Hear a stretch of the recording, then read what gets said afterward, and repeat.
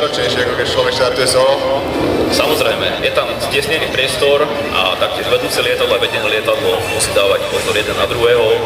Proste je to obmedzené priestorovo a treba k tomu všetku zručnosť, ktorú piloti získavajú postupom výcviku. Pokojne zatleskajte, majú to radi, aj keď to nepočujú.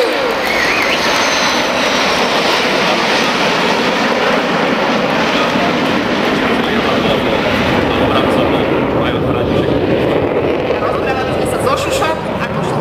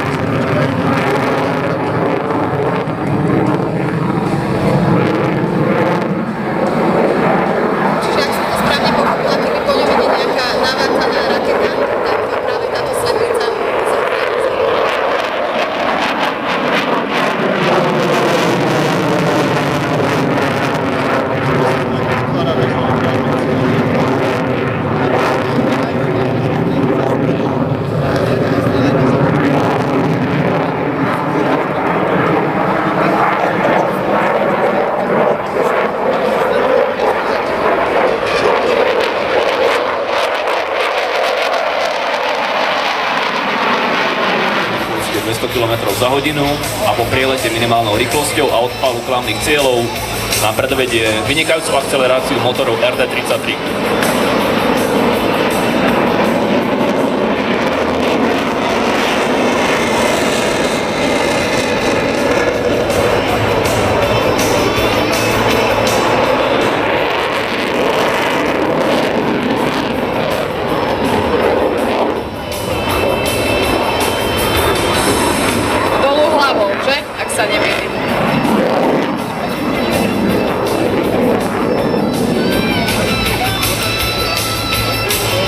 Kyslík prípadne v kabíne nejaký?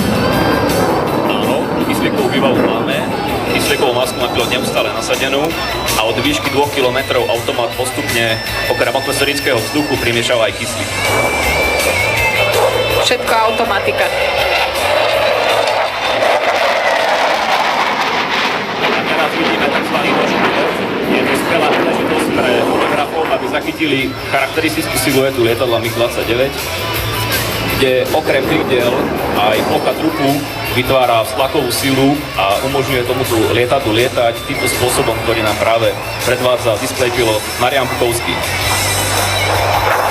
Keď bol tak z boku a z ďalky vyzeral ako rybička v akváriu.